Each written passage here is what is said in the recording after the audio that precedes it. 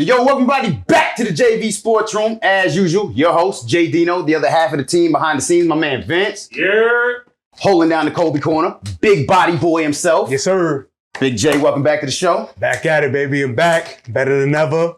Hopefully bigger than ever. Hey, shouts out to Javi. Shouts out to Joey for holding us down, man. We back, baby. Let's do it. And obviously, you see me in the starting center spot. That's because we're going with a smaller lineup this time. I got a guard over in the wing. Like to welcome to the show, Chicago native, my man Lewis. Appreciate welcome you, man. to the show, my brother. Appreciate you. Thanks for having me. Absolutely. You a Chicago Bulls fan by chance? Yes, sir. I bleed red. All right, so we're going to tip it off in the NBA, but let me get this guy a JV hat first. Here, some nice Chicago Bulls color for you there. Appreciate you, my man. Okay. Welcome to the team, my man. Y'all see it? Woo! Let's get it going. Bulls fan. Talk to us. How you became a Bulls fan? Don't tell me it was just because of MJ. I can't even lie. So I started watching Bulls when Derrick Rose came about. Okay. Rookie of the year. Came in his first league in the NBA. Also MVP. I that has to be known. Yeah. It's not many point guards who's done that. Absolutely not. Joakim Noah, Ben Gordon. That's when I originally started watching them. Okay. When they took the Heat to the playoffs. Fortunately, they always had to play LeBron, so that was never friendly. But yeah, man, I started then, and now I've been a Bulls fan ever since. Okay. So the post Jordan era, when not when they were on top like a lot of these bandwagon fans. Right. Yeah, man, that's respectable. So you still rocking with them nowadays, though? For sure. Okay. How do you think they did last season? You know, they got bounced in the first round by the Bucks, but kind of saw that coming. But as far as the season was concerned, though, how do you think they did, man? I mean, it was different. It was different, but different in a good way. We got a new GM finally. Yep. DeMar DeRozan. Huge. I mean, he's Mr. Buckets. Second team All NBA, as a matter of fact. Right. Zach LaVine did his thing, right, during the regular season. Another good year. Speaking of him, I'm real salty because he was unheard of in the playoffs. Yeah. But during the season, him, DeMar DeRozan, Vucevic, those three solids right there for me. Yeah. Lonzo, starting point guard. I don't know about him. I don't know how I feel about him, man. When he's healthy, he's a good all-around point guard. Right. But Bulls always have all-around point guards, but we don't never have buckets. Yeah. We need buckets. DeMar was a bucket. Zach was a bucket during the season. Vooch, shooting center. That's what the NBA is now. Right. We don't have no more Shaquille O'Neal's just back you down, put you in the paint. No, it's more like who can have the centers that can shoot. Right. Stretch the floor, right? But yeah. Solid season, man. I just hope that we still got to make some changes. We need people who's going to show up in the playoffs, not just one person. Okay. Is that the biggest thing? I mean, I know we've touched on what they're missing. Talk to us about what they're missing. Yeah, I mean, immediately off bat going into next season, could you possibly be missing Zach LaVine? You know, upcoming free agent. It's true. Already getting tied to certain teams. You know, is that Zach LaVine, a certain player that you would want to keep around, build around, give him that big money contract that he's going to expect? He's probably going to want a max deal, right? He knew that coming into this season. So the fact that he didn't show up in the playoffs, I think he got to go. Okay. Right now, he's already looking. He's already had rumors out. He's trying to go to L.A. I mean, you don't show up in the playoffs when you with LeBron. I don't know what that's going to do for you, but hey. You can hear the sauciness in my voice. Yeah, but I mean, he was banged up towards the end of the season, going into the playoffs. So I definitely think the arrow was definitely pointing up for Chicago this season.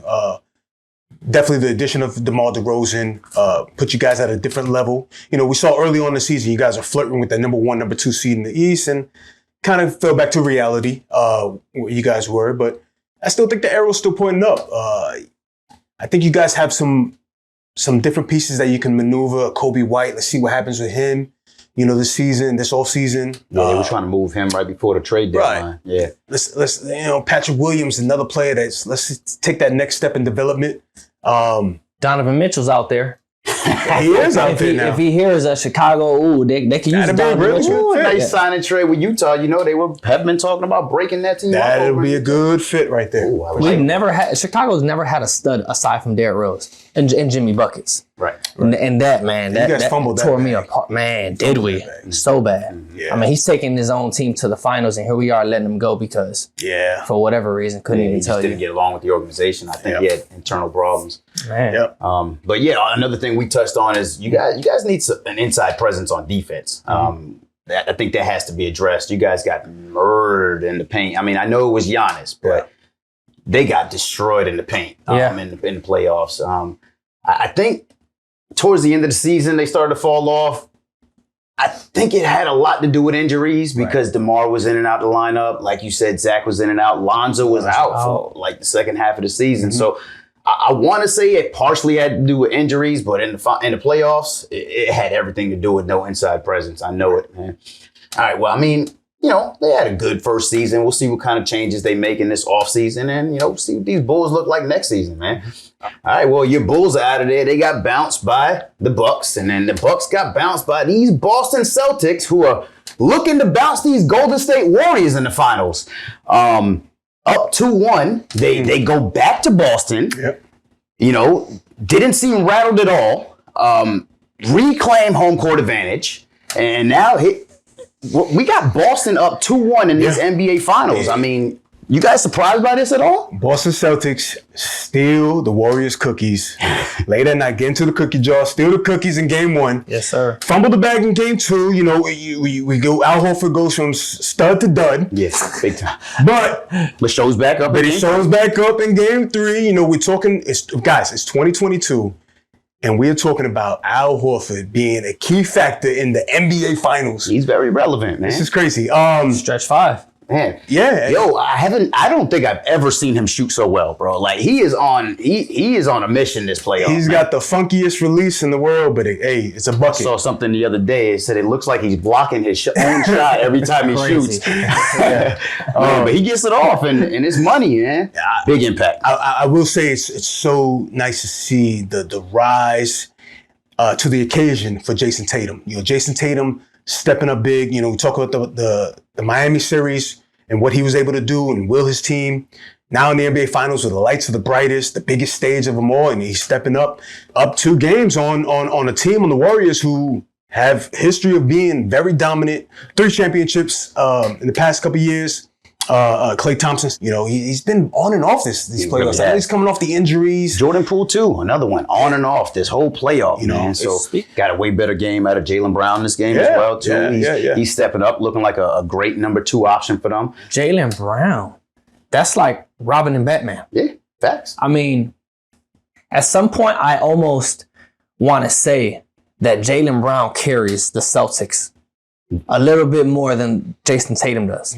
Tatum gets the spotlight because he's so great at everything he does. He's just like your all around. He's going to get it done. Assists, points, rebounds. Jaylen Brown, he's giving you buckets every single game. Yeah, he steps up. He steps up when he needs to. He's definitely a bucket getter. Difference maker. My biggest thing is, I don't know if too many people know this, but going into this series and even now further into this series, Steve Kerr only holds a losing record against one team in the entire NBA. Wow. And that's these Boston Celtics. Wow. That's big. Now, 8-11 against them. Wow. As a head coach. Yeah, man. Looks like the Boston Celtics have these Warriors number, man. Now you brought up Steve Kerr. I definitely want to. I know we've done in the past and big up coach. You know, with the NBA, especially in the playoffs, highest level of basketball, you know, we're talking about it's a players' league. It's about stars, but let's give up to these coaches. You know, this Boston team, you know, you think back a couple years ago, not much has changed. Yeah, Kelly Olynyk here, Terry Rozier here, Kyrie here, but it's pretty much the same team that Brad Stevens had. Thanks. You know, that really couldn't make no noise. And now with the addition of Udoka coming in, giving them that hard-nosed coaching, a player, relatable coach, it seems like that they all have a budding relationship in a sense. We're seeing it come to life. You know, we're seeing what a player coach can do to these stars and get them to that next level. You know, we bigged up. I do want to big up. You know, early on in the playoffs, he was the kind of player I watched, and he kind of rubbed me the wrong way, his play style, man. But with Grant Williams, man, Grant Williams just does the dirty work. He does the things that don't hit the stat line, but he just does the right things. He's where he needs to be always. And don't get it mistaken, he got a jumper on him. He does. Yeah. He got a yumper, boy. I love the chippiness of this series. I love the chippiness. I love the back and forth with Grant Williams and Draymond and Jason Tatum and Draymond. It's fun. I love what the Boston Celtics bench is bringing to this. You know, this sixth and seventh man. You know, Grant Williams and Derek White, man, having great impacts in this playoff. Great call. For sure. Great call on Derek White. He kind of lost himself early on in the playoffs. But now he's finally, you know, remember, he was a late addition to this team. Correct. Late in the trade deadline, came over from the Spurs. Kind of had to find his rhythm and then find out where he fits in. Now he's amongst bigger stars. He was a big fish in a small pond. Now he's just a small fish in a bigger pond. You know, now it's great to finally see him step up and find his role and help this team win. You say coach's player, you bring something up. When I think of coach player, I think of, I can't help but think of Marcus Smart on the floor. Because aside from the defense, the magnificent defense he brings, night in and night out, I feel like he gels with Jaylen Brown and Jason Tatum. Yeah. They've been together for years. That chemistry is everything on the basketball court. Yeah. I love what he's done specifically because he wasn't a scoring point guard. He never has been a scoring point guard. But he has his nights where he steps up and he has big games. But my biggest thing with him is he took over the point guard role of bringing the ball up the court, of looking to make the passes. Like, he used to be just a defensive point guard. And he stepped up and became a better all-around point guard this season. Much props to Marcus Smart. Yeah, I mean, they try to put the Band-Aid on it with, you know, when lose Terry Rozier, you bring on Kemba and Kyrie, but he's been sitting in front of you this whole time. He's Marcus Smart. So, Facts. Great call on that. All right, well, either way, I know this finals is far from over. I mean, two great teams going at it. It's curious to see how the rest of this series goes, man. But aside from that, you know, we do got other news that I want to touch on. I'm going to actually send it over to the Kobe Corner for the big body news of the day.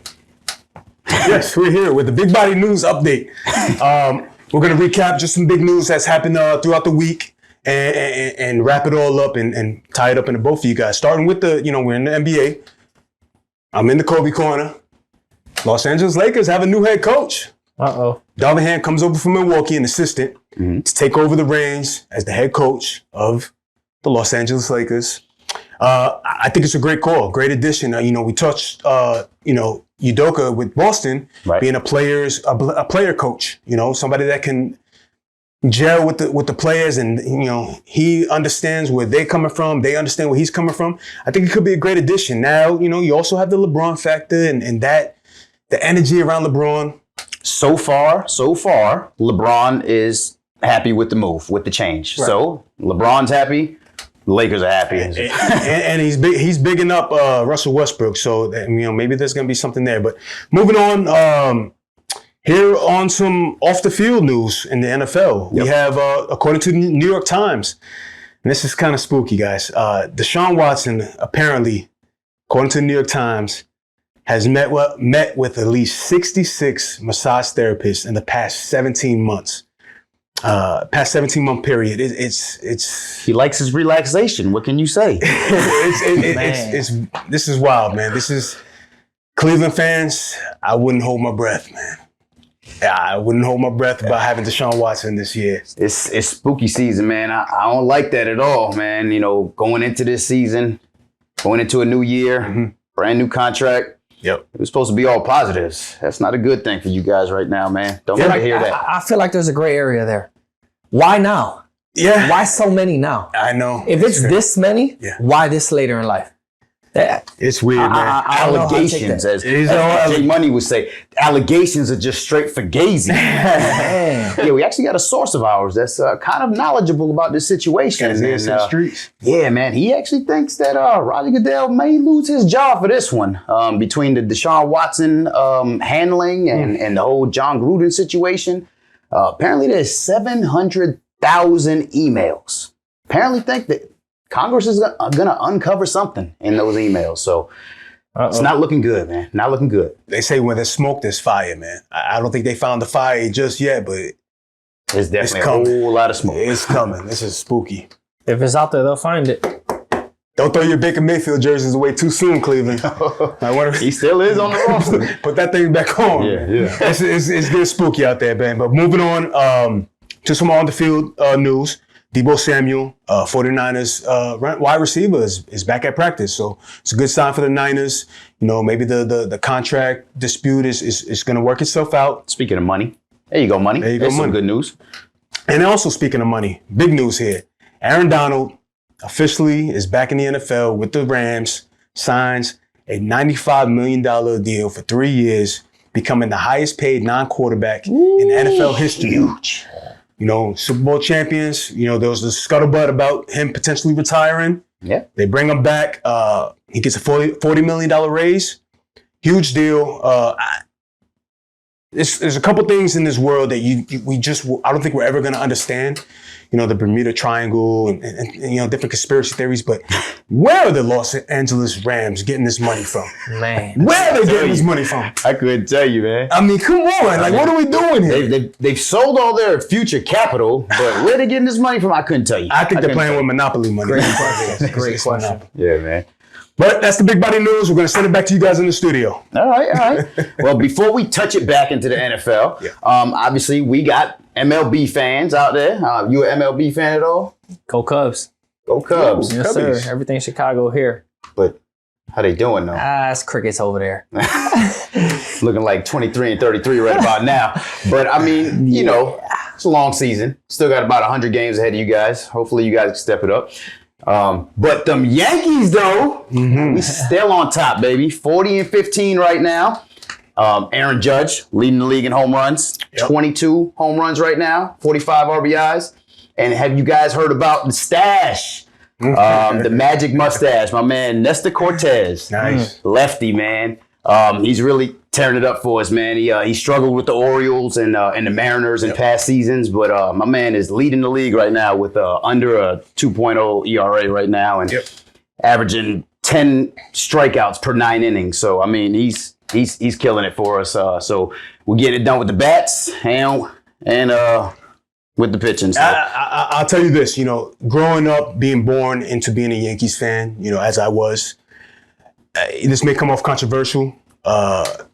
Baseball is always better when the Yankees are on top. That's it, baby. I mean, I'll just say it always. like that. I mean, it's just always better when the Yankees are on top. I mean, we're talking about the evil empire, the you know, this is what we do, man. But it seems like the Yankees are always on top during the season.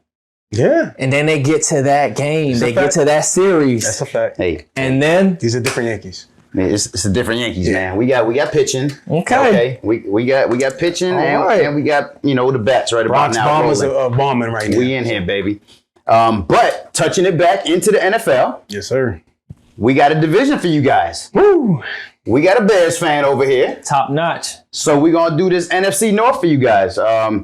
Couple Green Bay fans out there that we've been dying to get on the show, but Nelly, Corey, we ain't seen you guys. So we're going to kick it over to this Bears guy, and we're going to actually start it off with the Bears. We usually start it off on top, but since you actually able to make the show, Yes. my Bears fan, Okay.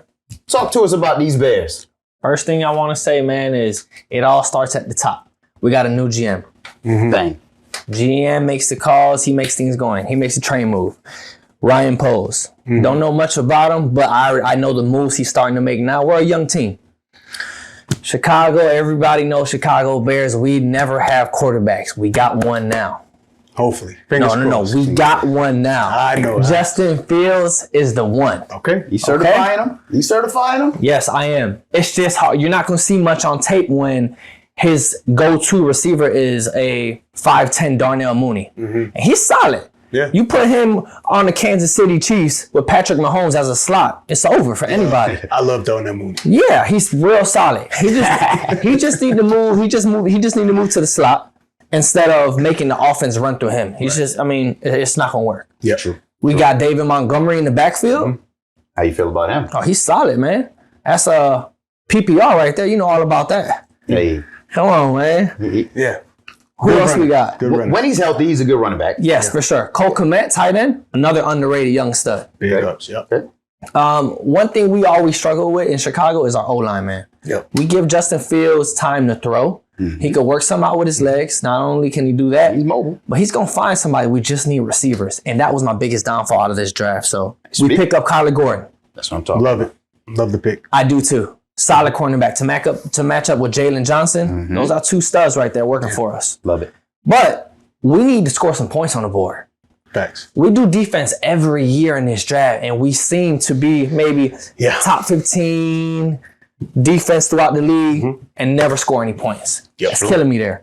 So I need us to pick up some wide receivers. I needed to get ballsy the way we picked up Justin Fields that 1 year. We just need offense, man.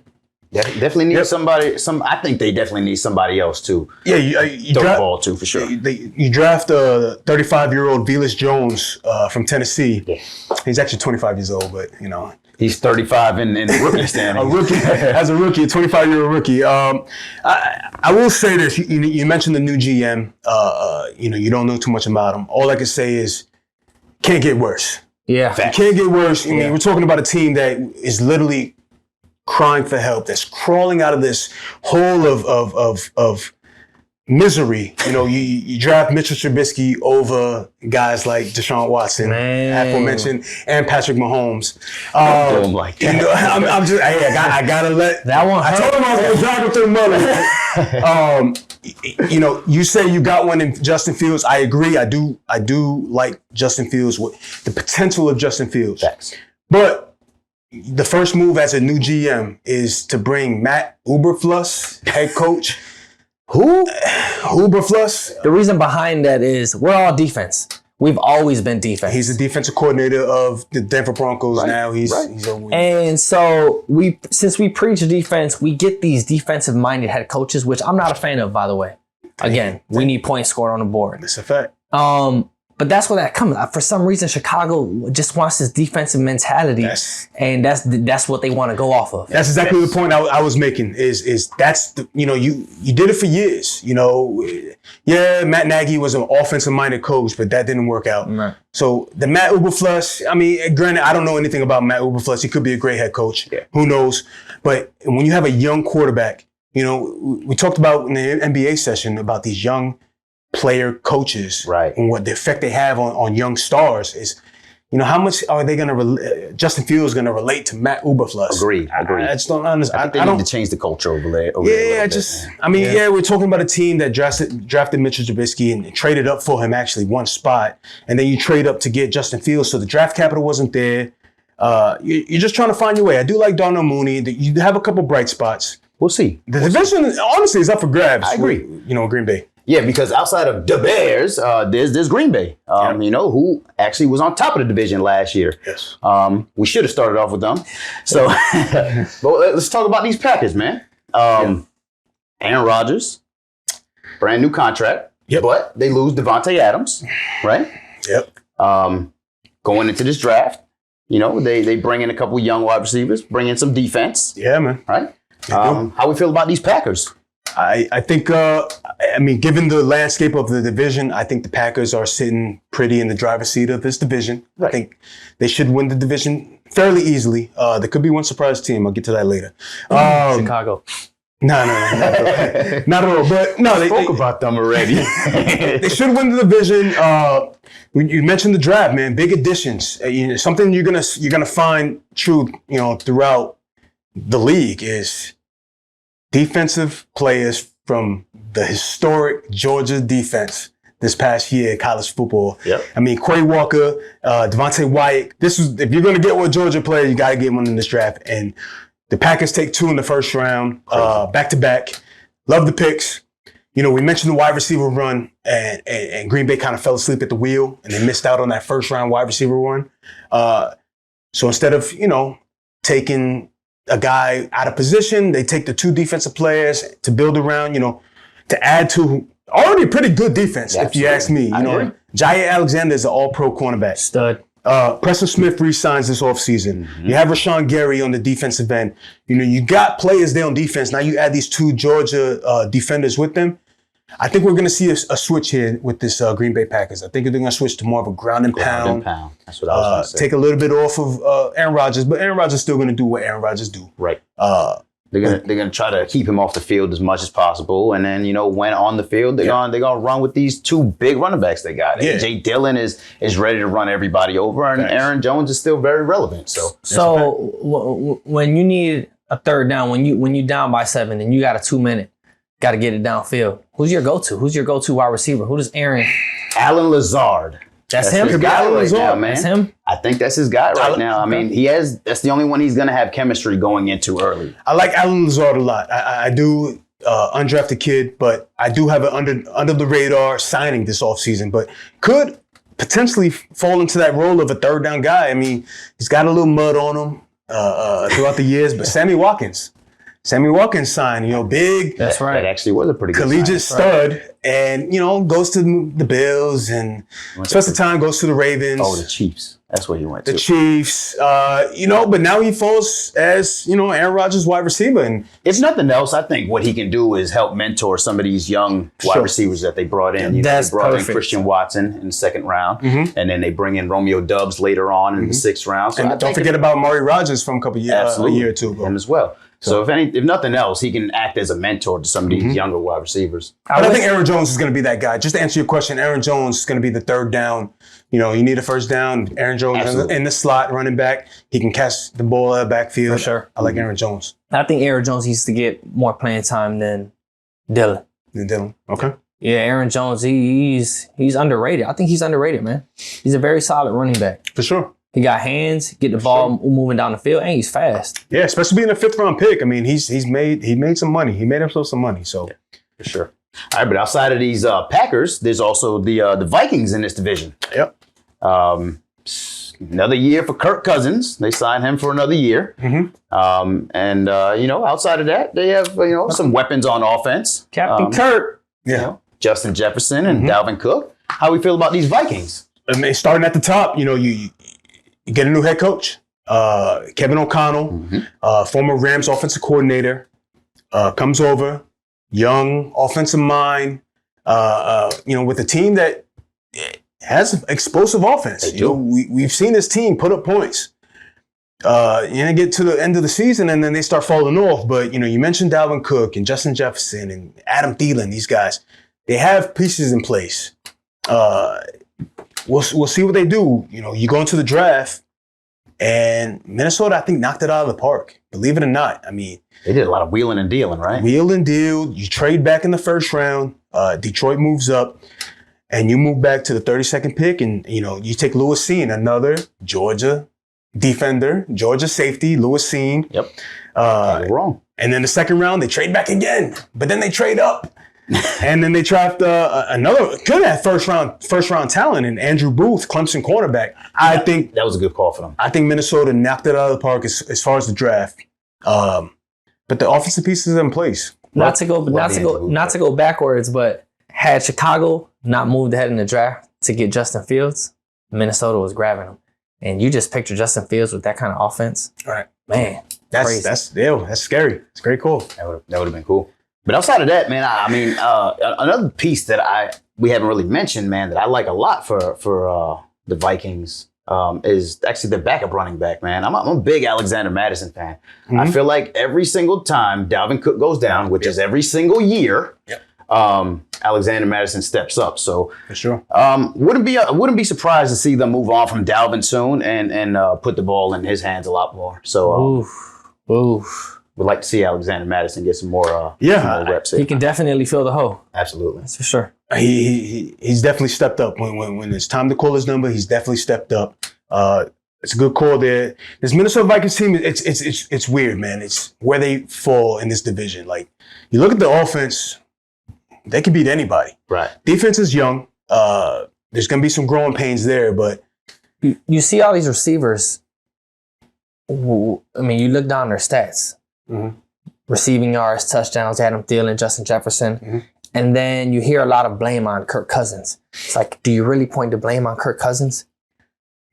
It's like at some point, does it go to their run first offense or does it go to Captain Kirk? There you go. Like it's tough, man. There's just one missing. There's just one piece holding them back from everything because Minnesota's high power. I don't understand how they don't get the job done. Yeah. And I'm glad you mentioned that, knowing that we bring in a new head coach, could we see a potential switch in the offense? Now become more explosive, more down the field passes to Justin Jefferson and even more passes to Justin Jefferson? Oh, I think we've still got more to see from Justin Jefferson. I agree, man. I agree. All right, but outside of that, we got those lowly Lions, who they are a young team, you know, still rocking with Jared Goff as their quarterback. Yes. But they've got a lot of young pieces, and I feel like they did pretty good in this draft as well. I agree. Hey, if I'm in Detroit, I'm excited. I'll tell you this. This is for my betting folks out there, all right? Uh-oh. Just throwing it out there. Big body bets. Yeah. Throwing it out for my betting folks. I don't care what the number is. Take the over with these Detroit Lions, with their wins this season. These Detroit Lions are very young. Don't get me wrong. But they're going to make some noise. They're going to rally around their head coach, Dan Campbell, who set a culture there, a winning culture. Yeah, granted, this is the worst team in the league, pretty much. But the arrow is pointing up for these Detroit Lions. Facts. Starting off the top, getting Aiden Hutchinson, a defensive end in the draft. Huge addition. And that was a gift. He felt it them, right? Exactly. Getting him with the second overall pick was huge. And then, like I mentioned before, they trade up to take Jameis Williams, Alabama wide receiver. Explosive. 20 spots, right? From 32 all the way to 12. So they have to have confidence in him. Yes. Coming off the ACL, he's going to miss probably the first couple weeks of the season. But when he gets back, this offense is going to be explosive. Yes. Granted, Jared Goff is behind the helm. But, Jared Goff has shown signs of life, in past years with LA and times like that. But you're talking about DJ Chark bringing him over from Jacksonville. Amon-Ra St. Brown had a breakout season as a rookie. DeAndre Swift in the backfield. DeAndre Swift is still there. TJ Hawkinson at tight end. This team is going to be good in a couple years. Is Goff going to be the answer? Probably not in the long term. They'll probably address that quarterback position next year. That's what I was going to say. That's exactly what I was going to say. You're right. I think they are going to be good in a couple years. Yeah. As soon as they move on from Jared Goff.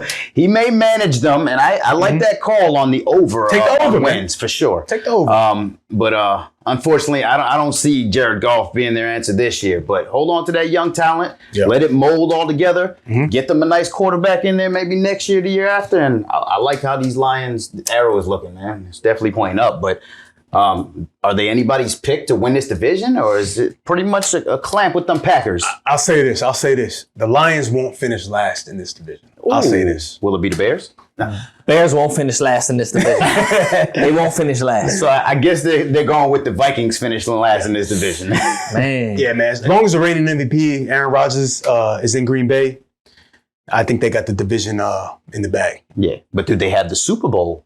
Who you guys like for the Super Bowl this year? I got to be honest. I don't see Aaron getting there.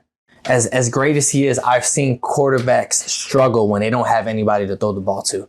And when you go against these Los Angeles Rams and you got to face a Jalen Ramsey, things get tough out there. And Aaron Rodgers is great, but again, you need somebody that's going to get open. Respect. I don't see nobody dethroning the Los Angeles Rams. Ooh, back to back for the Rams. Man, when you have to face a Jalen Ramsey and then you got an Aaron Donald coming at you. Yeah, big body new signing. Leonard Floyd on the outside. It's just, and then they pick up Allen Robinson, sure hands. That man don't drop a ball. Yep. It's tough. And then you got Cam Akers. He's underrated only because he was hurt. But give him a whole season. I That's agree. trouble. That's trouble over there, man. It's definitely going to be tough to dethrone the champs. Who you like, Body? Anybody yet? There's a team out there, but I can't talk about them. I get kicked off the show. So. Stop it. I can't talk about them. Stop. So I guess he thinks the Eagles. I can't talk about them. I get kicked off. Yeah, nah. Tom Brady? Where do you see Tom Brady? The Buccaneers will go wherever Tom Brady wants them to go. That's the way I look at it. He's not getting another ring? He could. He could, but hey, the NFC's tough. I'm going to go with that anti-biased opinion. And I'm putting my money on the Buffalo Bills this year. Ooh, good call. Good call. I actually like the Buffalo Bills winning the Super Bowl, and I like Josh Allen actually winning the regular season MVP as well. Love it. Love the Bills. I'm high on those Bills this year. Love the Bills. Dang, so we just forget about Patrick Mahomes? Oh, we got Justin Herbert over there in Los Angeles. Forgot about him. Man. Yeah, that was some unexpected news right there. Yeah. Arguably the fastest wide receiver in the league. When he gets the ball in his hands, it's go mode. Now he goes to Miami. That's a whole nother topic there. But Patrick Mahomes can still get the job done. It's true. Absolutely. Forget about him or any of those guys in the AFC West. That's what we talked about, man. My sleeper team, Los Angeles Chargers. Chargers. Love it. Man, they only come with Justin Herbert. Similar to that, my sleeper team is the Las Vegas Raiders. There you go. My sleeper team. So there you go. That is well, then, since we're talking about everybody in that division, my sleeper team, I'm not going to say the Denver Broncos. I thought we did the show already. I thought we were going to say the Denver Broncos. But nah, man. All right, gentlemen, well, that's all the time we got for today, man. I appreciate you guys helping me bang out an NFC North division. Good luck to your Bears and to your Bulls next year, man. Appreciate you joining the show, Lewis. Yes, sir. Thank you, man. Thanks for having me. Big J over in the Kobe corner. Appreciate you holding it down. Kobe. And obviously, thank you guys for watching. Make sure you check us out at sportjv.com. Support the merch, JDino 407 for savings. Like and subscribe us on YouTube. Follow us on Facebook, Instagram, and Twitter. And if you want to support the show, cash app us at $JVSPORTSROOM. And obviously, I got a quote for you guys from legendary Kobe Bryant. Talk to him. From Kobe, keep going. No matter how bad things are right now, no matter how stuck you might feel, no matter how much you feel like crying or wishing things were different, no matter how hopeless or depressed you might feel, he promises that you won't feel this way forever. So keep going. Thank you guys for watching.